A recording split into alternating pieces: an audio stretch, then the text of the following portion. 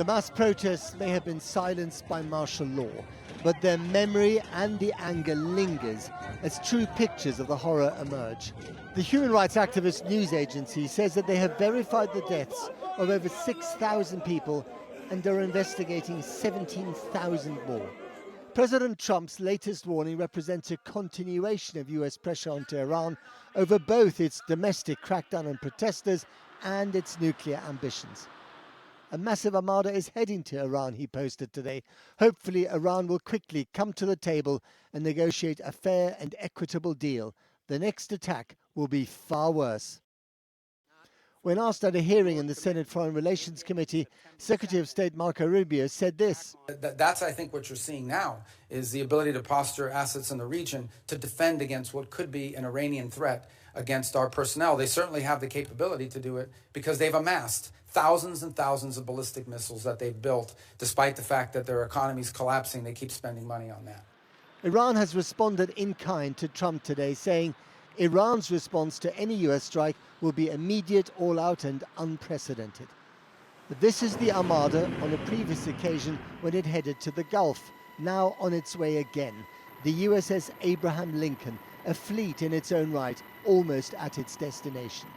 What happens then is up to the man who spent the afternoon selling a program of government handouts bearing his own name before breaking into his favorite mercurial dance. Bizarre, but also consequential. Well, amid the escalating rhetoric, we've been speaking to a doctor inside Iran who reveals that injured demonstrators were being executed in their hospital beds while awaiting treatment. They've told us how security forces, including the members of the Islamic Revolutionary Guard, entered hospitals and killed patients as they lay wounded and defenceless. And they say healthcare workers were detained as punishment for treating injured protesters in clear breach of international law. Our Foreign Affairs correspondent, Porrick O'Brien, has this report. From rags to riches to brutal repression. Hamid and Vahid Arzanlo, along with their 4 other brothers, were born into poverty in East Tehran.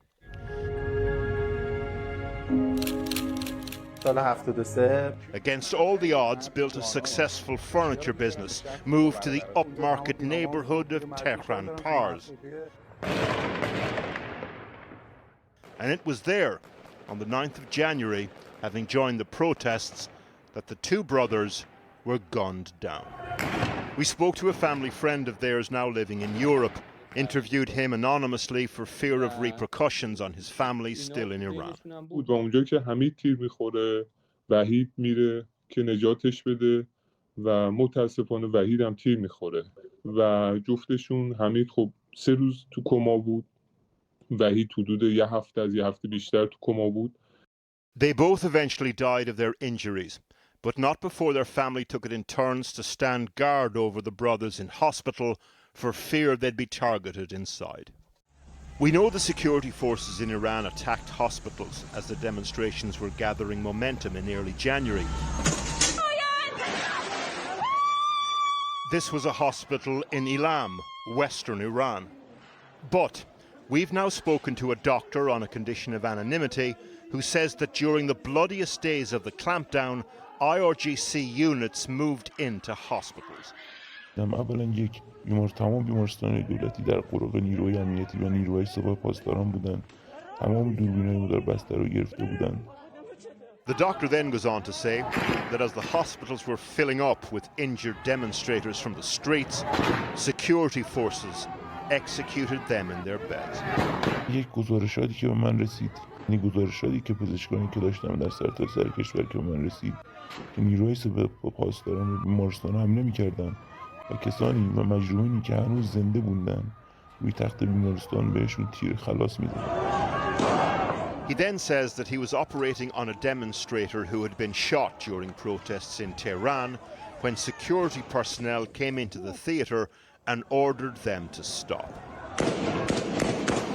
عملیات احیا رو متوقف کرد و ما گفتیم که هنوز زنده است و باید عملیات CPR رو ادامه بدیم و ایشون جلوگیری کردن و زنده ایشون رو داخل کاور یعنی کاور جسد گذاشتن و به سرد خونه منتقل کردن. ولی به شخصی دیدم که نیروهای سپاه پاسداران دستگاهی ونتیلاتور رو خاموش میکردند، لولای تراکوستومی. And it's not just patients who are being targeted. I'm Sharam Kordasti. I'm a hematologist in London.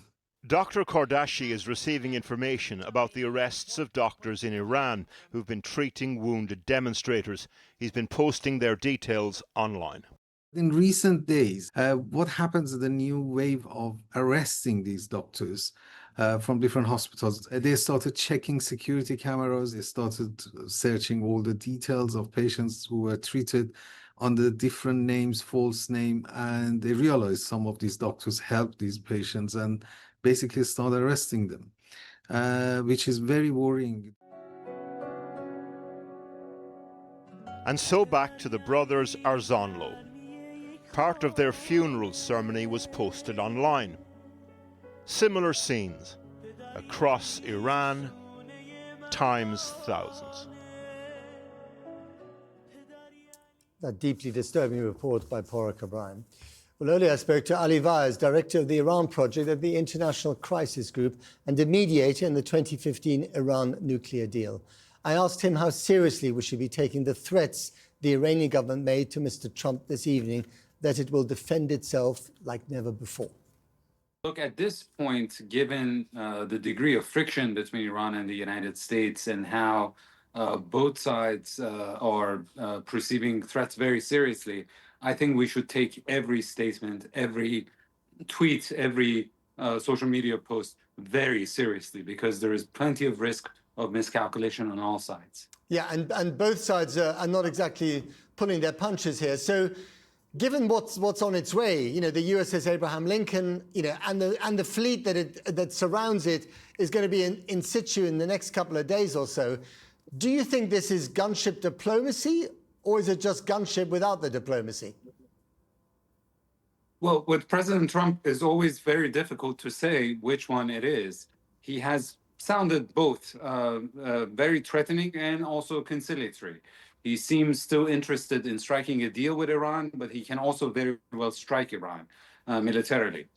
The reality is, I think the president believes that Iran is under economic strangulation as a result of sanctions, is reeling as a result of internal pressure and unrest that the regime brutally suppressed, and believes that the threat of credible use of military force could finally result in the Iranian regime submitting to the U.S. demands. The problem, Matt, is that from the Iranian regime's perspective, the only thing that they perceive more dangerous as suffering from a U.S. strike is surrendering to U.S. terms. Right. I mean, the fact that they were so brutal in their response to the protests on the streets of dozens of Iranian cities just a few weeks ago indicates that they think they are fighting for their survival. So can the same brutality that they used at home be expected on the, you know, in the Gulf in terms of their response to anything the Americans or the Israelis might be doing?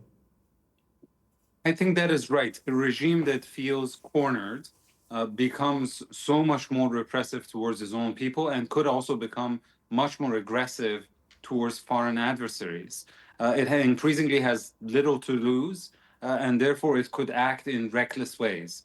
This is, I think, the reason that the president hesitated, despite the fact that he promised to go to the rescue of the Iranian protesters. He probably realized that there is a serious risk of Iranian retaliation, and this would not check the box that the president usually likes: limited military confrontations, low cost and high impact. He probably realized that there is significant risk of uncontrolled escalation, and that is why he has hesitated. What do you think Trump is more afraid of?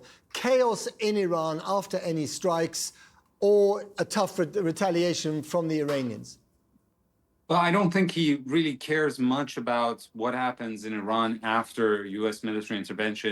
He doesn't care about necessarily a transition to democracy and doesn't care about the well-being of the Iranian people that much. As we saw in the case of Venezuela, he beheaded the repressive regime there only to allow the body of the Maduro regime to survive. So in this case, I think it's primarily to try to make sure that he can score a win, whether it's Iran capitulating to his demands on the nuclear front or on other issues, without necessarily dragging the U.S. into another military confrontation. Remember that this is an election year in the United States, and anything that could jack up the gas prices could be electorally quite problematic for President Trump. Indeed. Ali Vaez, thank you very much indeed. Always a pleasure.